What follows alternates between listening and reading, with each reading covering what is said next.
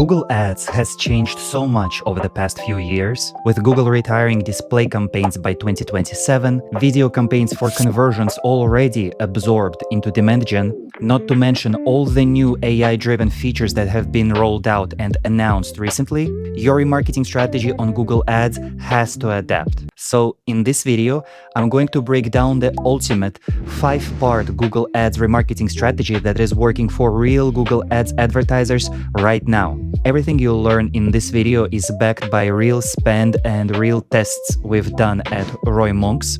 I'll leave their links in the description. We've spent over $4 million on Google Ads last year alone, so we know exactly how to take your Google Ads remarketing to the next level. Long and detailed videos like this one take a lot of work, and I do all the editing myself.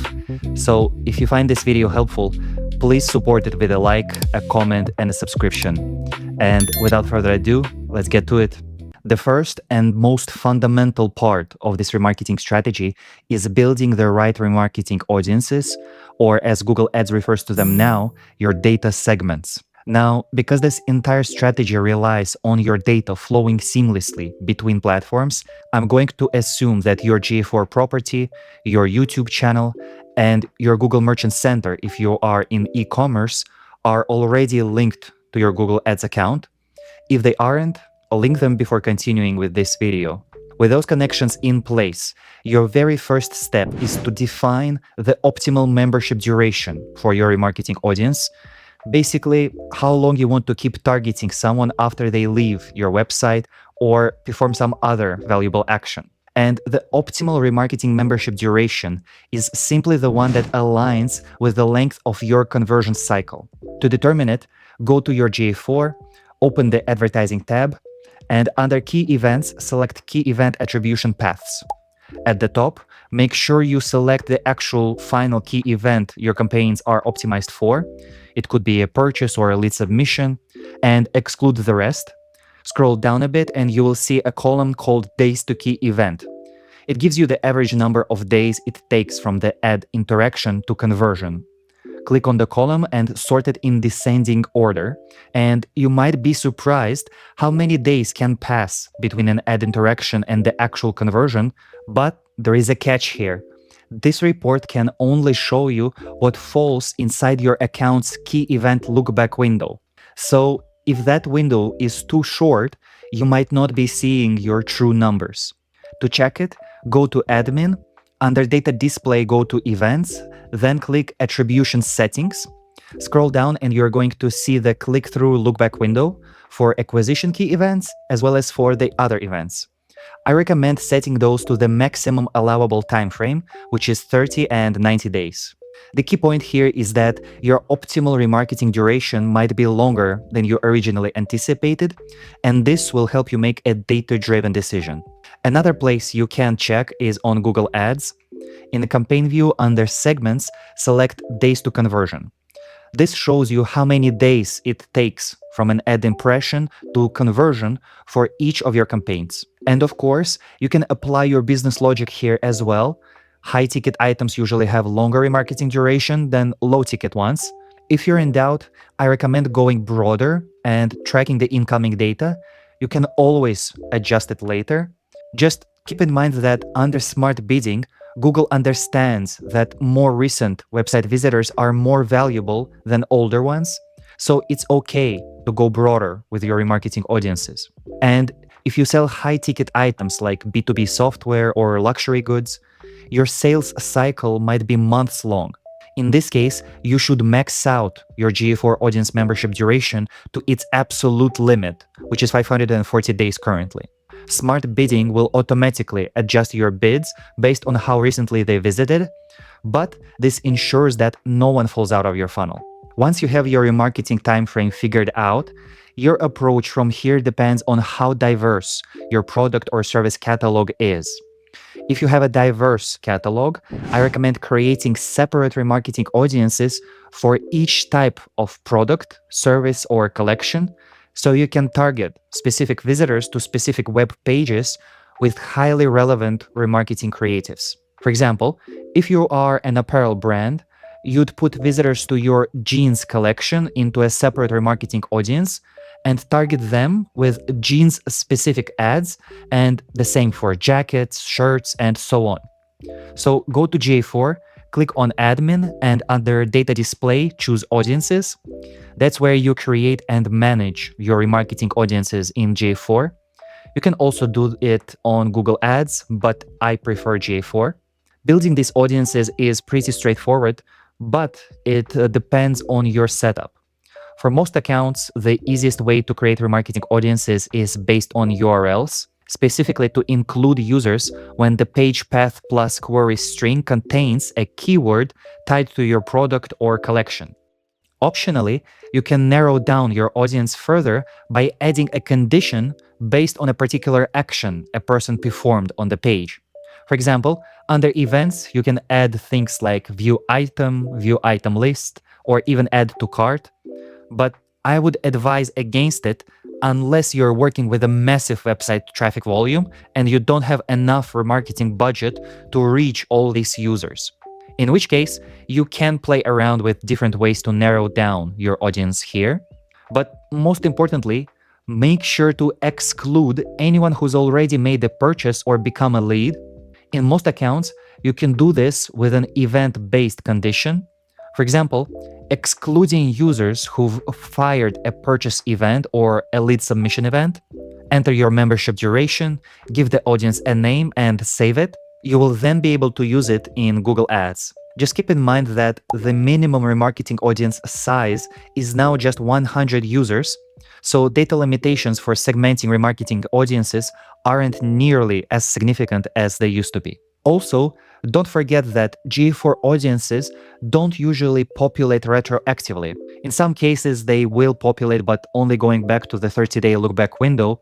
So build them early and let them gather data, even if you're not planning to use them right away. Optionally, you can build and target audiences of users who have interacted with your YouTube channel or watched your video ads. You can also check out some of Google's automatically created data segments you can find in your audience manager. However, from my experience, I recommend prioritizing your website visitors for your core remarketing strategy. Someone who took the time to click an ad, load your website, navigate to a particular page, or even add a product to their cart has demonstrated incredibly strong commercial intent. They are actively in the buying cycle. These are your most valuable, highest intent audiences. On the flip side, a user who liked your video or visited your channel might just be a fan of this type of content, or they might be in the very early awareness stages of the funnel. And if you add a massive, broad list of casual YouTube viewers into your remarketing campaigns, you risk burning your budget. So I suggest you focus your remarketing budget on your website visitors first and add your YouTube and the rest of your data segments as observation audiences to your search and shopping campaigns so you can make a data-driven decision later. The second core part of this remarketing strategy is a demand gen campaign. With Google officially retiring standalone display campaigns, the display network and conversion-based video ads being integrated into demand gen as well, demand gen is now your primary campaign type for visual remarketing on Google Ads. This means you need a demand gen campaign optimized for conversions, targeting your different remarketing audiences in different ad groups, and using relevant messaging and creatives for each specific remarketing audience in each of your remarketing demand gen ad groups. Going back to our apparel brand example, you could create an ad group for jeans, target all your jeans-specific remarketing audiences from it, and fill it with jeans-only creatives. Depending on how diverse and large your product catalog and the size of your marketing audience is, and how important this audience is to you from the point of view of sales, you can even go a step further and have an ad group for blue jeans, women's jeans, skinny jeans, and so on. So that's the structure.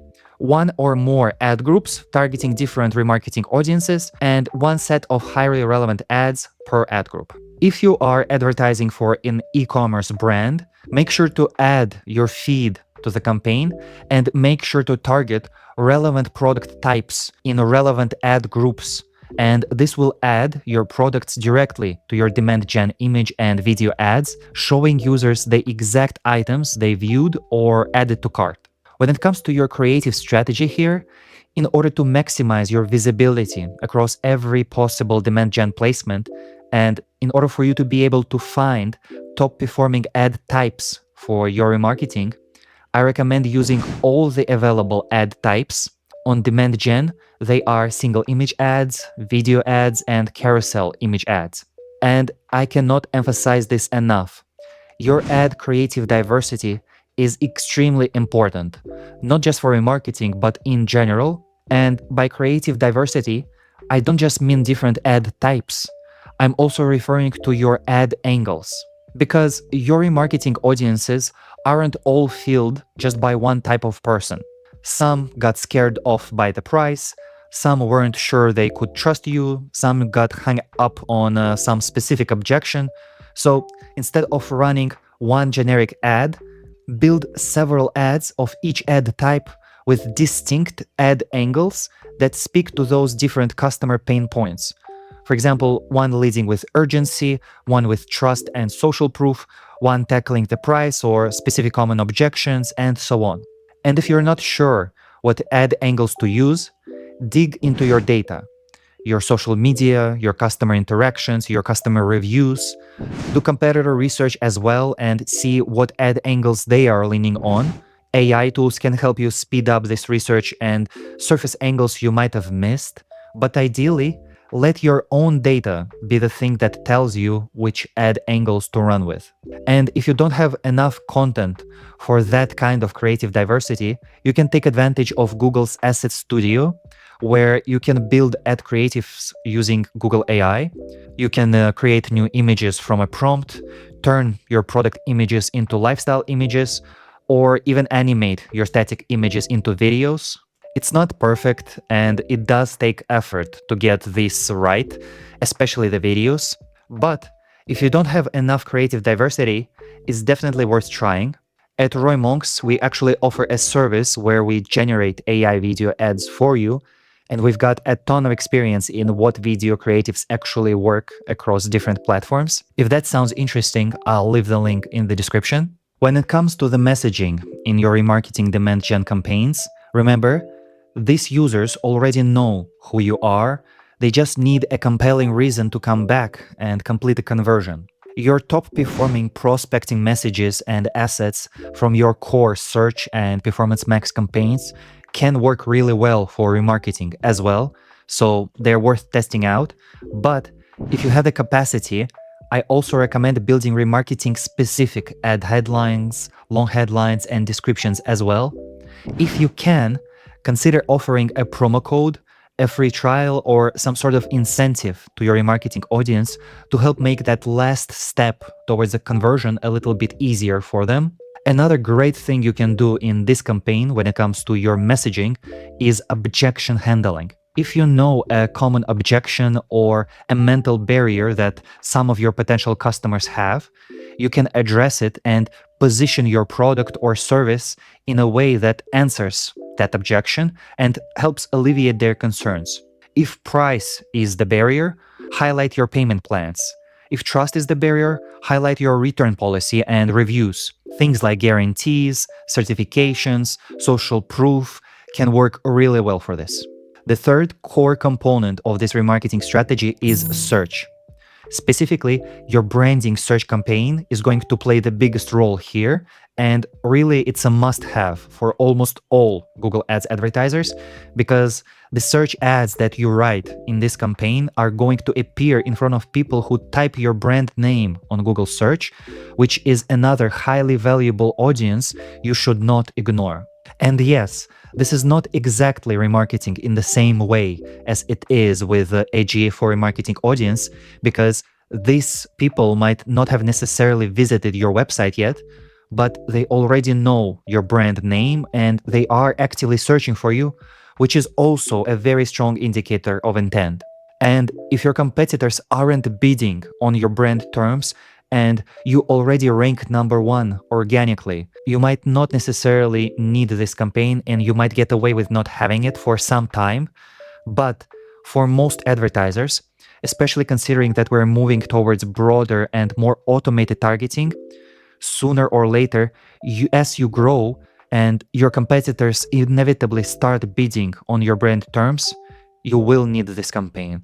So really, this campaign is essential. The idea here is similar to demand gen, which is to match the intent of the searcher with a highly relevant search ad. So create multiple ad groups targeting different branded search themes. For example, your generic brand name, your brand name plus reviews, your brand name plus discount, maybe an alternative name or older brand name, and so on. And add a highly relevant search ad with a relevant landing page for each specific ad group. You can analyze what branding search themes to use by using your own search term report to see what branded searches people use to find you, or you can use the keyword planner. The campaign should be optimized towards conversions or conversion value, and once you have enough data, move it to target ROAS if you're in e-commerce or tracking the value of your conversions, or to target CPA if you're in lead gen. One quick note here, if you're struggling to gather enough data in your account, you might not need a separate branding search campaign at all. Instead, you'll have branding ad groups inside a consolidated search campaign setup. I go deeper on this approach for lower data accounts in this video. One optional thing you can do to take your remarketing on search even further is to add a bid adjustment for your remarketing audience on your prospecting search campaign.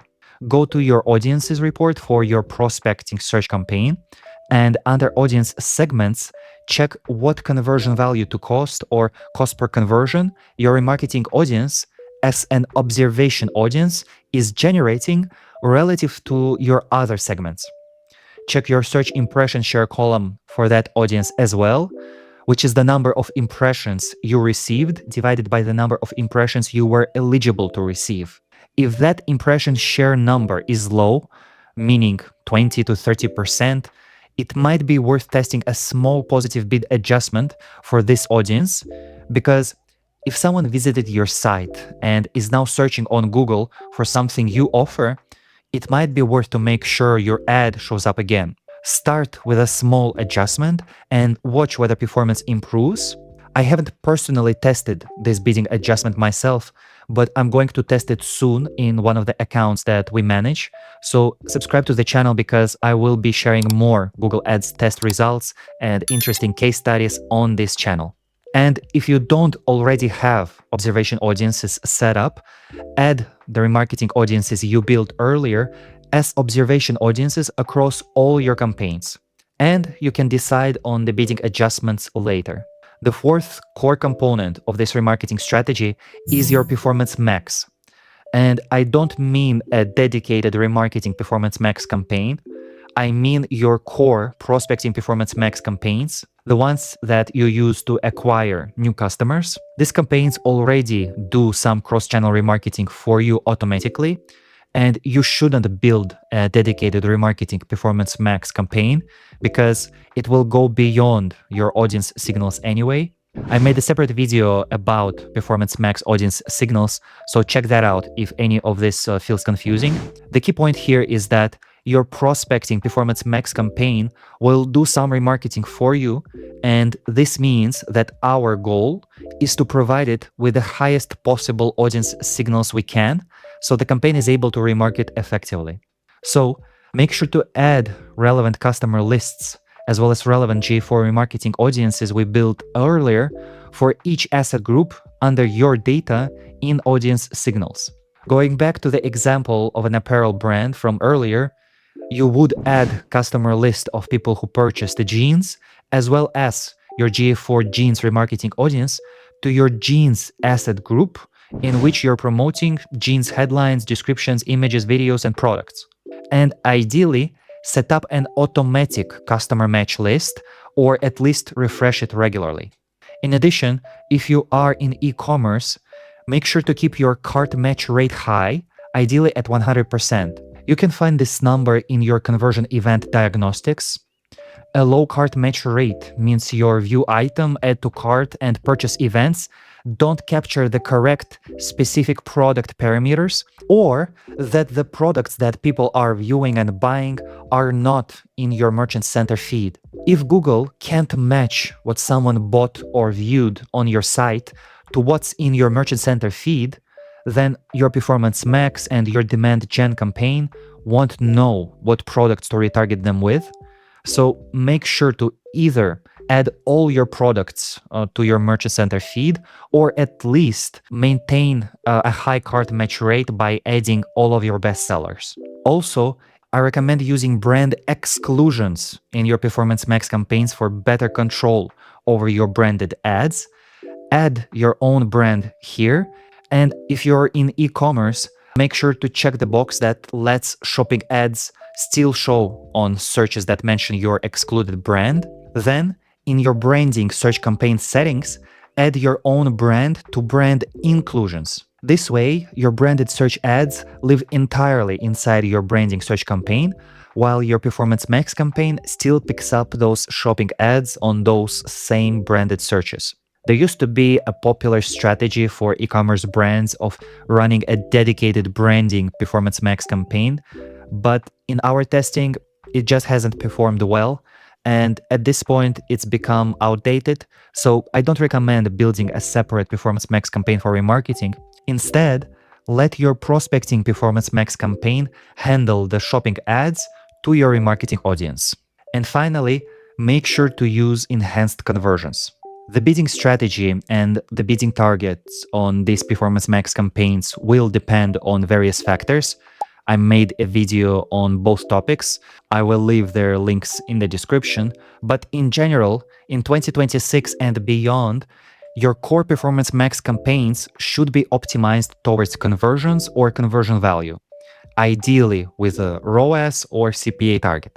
The fifth and final part of this strategy is actually something that goes beyond Google Ads.